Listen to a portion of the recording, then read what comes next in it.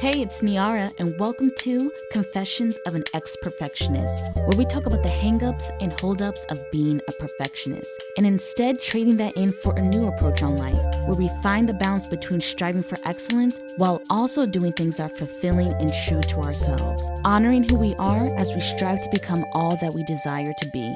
Perfection is overrated, and you are way too amazing to worry about being perfect. Let's chat.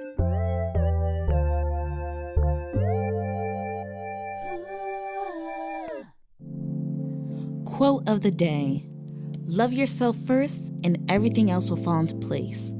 You really have to love yourself to get anything done in this world. Lucille Ball.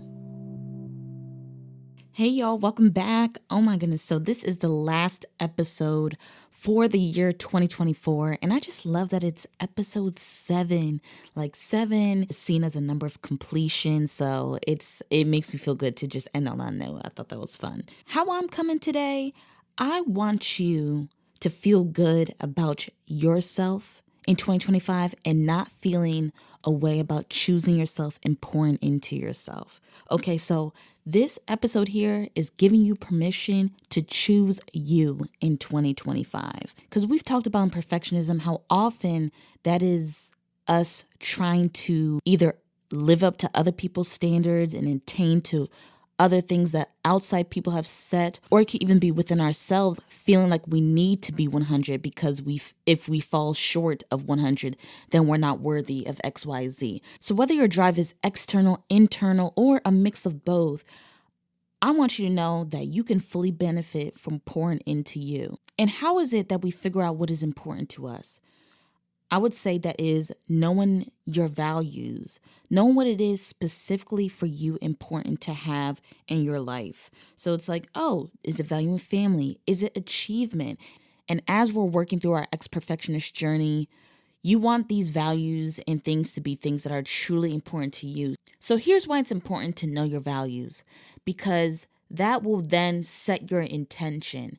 And whatever your intentions are will then set your actions. So if you go online, you could search up different values lists. It could be family, health, achievement, growth. There's so many different things. And listen, person to person, people are going to have different values. So that's why it's important to find what's fitting for you. And that's one thing I've had to take into account when on YouTube or just listen to podcasts. Some things it's like, I don't think this may not be for me, and that's okay. When you know your values, it's easier to find things that align with you. And values can change season to season. That's why it's good to do check-ins every now and then. And since we're about to head into a new year, now is a good time to look inwards. Check in, see what's important to you right now in this current moment, and what small things you can do to make your life more aligned with that. Because we got to set the tone, okay? In previous episodes, we've talked about control, and oftentimes in perfectionism, there's so much emphasis on trying to have control of everything. But we need to have a healthier approach. It requires letting go. So there's space for letting go, but there's also space for setting the intention. Listen here, former perfectionist. Use some of that previous perfectionism antics for good now. I think we've realized the negative things that could come, but take that drive, take that energy and pour it into a different channel, into a healthy one, and one that actually makes you happier. Now, take that energy and it's like, oh, the things that I can set intentions for, I'm going to do that, and I'm going to have that focus. I'm going to have a focus that helps guide my steps, but also leaves rooms for the other things life may bring, and also leave room for adjusting and pivoting along the way. That's how you get that balance. See, we were leaning heavy on one end of the spectrum, and now we're trying to, recalibrate, find our balance, tilting back and forth to find that happy medium for whatever that looks like in our life. So if you need to spend time with yourself, writing, journaling, hearing your own voice, take the time to do that. Like I know for me, a habit I'm putting in place for 2025 to help with my overall personal growth and continue on my ex-perfectionist journey is meditating more and having more quiet self just to hear myself and my own thoughts. Like, not immediately jumping to social media and taking in so many other thoughts, opinions, and outlooks. But it's like, no, taking intentional time to just sit with myself, to sit in silence and hear my own internal compass. So if that's something you haven't tried, I encourage you to take some time to have some silent time and just sitting with yourself. Another thing I want to touch on, and as I was starting to think about future episodes, I was like, you know what? Even though I've done work to know it's okay to not be perfect, I know within myself that it's a personal value to strive for excellence. Like, I like doing things well. I do. Even in the areas where I'm like, okay, I could just do things for fun because there's a need for balance. So I've definitely been able to incorporate those things more, which is great. And with that, I was like, I also like doing things well. I also appreciate quality.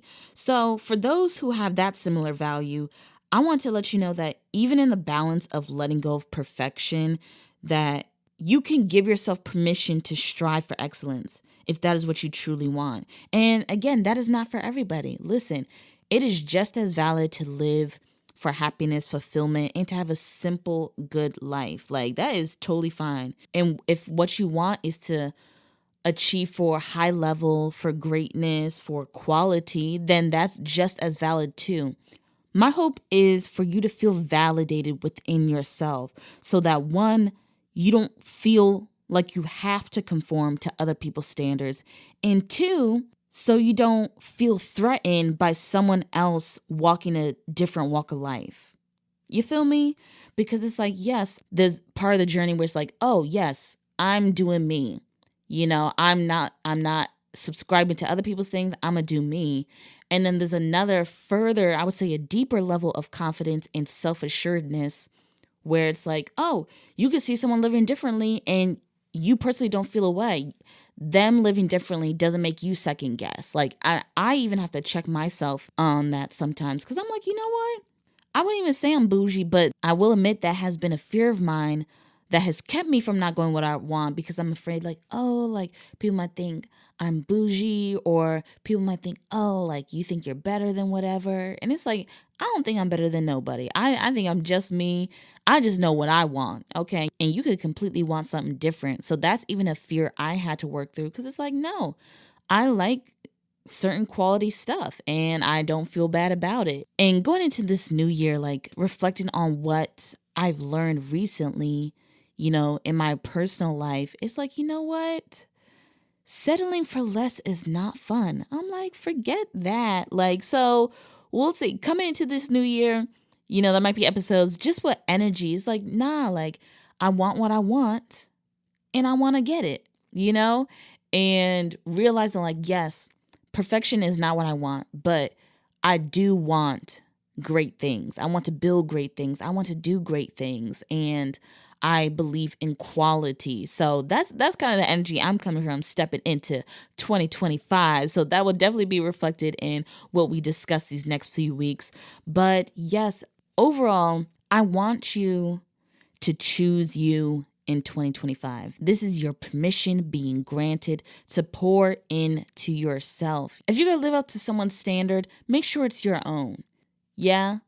Because I truly believe that you are your greatest investment. Like when you pour into yourself, it just reverberates. It's a butterfly effect of it benefiting your life and the people around you. So I want you to feel confident in yourself and not feel bad about it. Hey, yo, do not feel bad about looking out for yourself. Do not feel bad about setting boundaries. Now I know it's a journey. When it's new, it could be like, oh, I don't know. Like, oh, are people not going to like me anymore? Is stuff going to change? Listen, we'll work through that. We're going to talk through that. Okay. We are going to do the work to work through that. But right now I'm coming to say you can do it. You rightfully so deserve to go after the life you want. You deserve to have a fulfilling life. Point blank, period. Okay. So listen, we're feeling ourselves. I don't know about y'all, but for me, like I've been playing it small. And listen, there's seasons for going hard and high achieving, and there's seasons for like chilling. But I know I don't want If I'm chilling and if I am playing it, quote, quote, smaller, I don't want it to be in fear of other people's opinions or the fear of looking like a failure. Like, bump that. Because it's like, okay, if I make a mistake, okay, and it's all right. If I'm embarrassed or do something cringe, we gonna be good. It's gonna be fine. You be all right. But I need you to lock in about showing up for yourself in this coming year. Give yourself the permission to hold space for your needs, for your desires, for your dreams. Because for real, no one's going to look out for you better than yourself. That's fact. Yes, we have friends and loved ones who love us dearly and look out for us. But listen, you got to set the tone. You got to set the tone for the kind of life you want to live, the kind of people you want to have in your life, the kind of happiness, joy, activities, career. You got to set the tone. This is your life, okay? Let your light shine. Take up space. Hold up space for yourself and show up for yourself because you deserve it.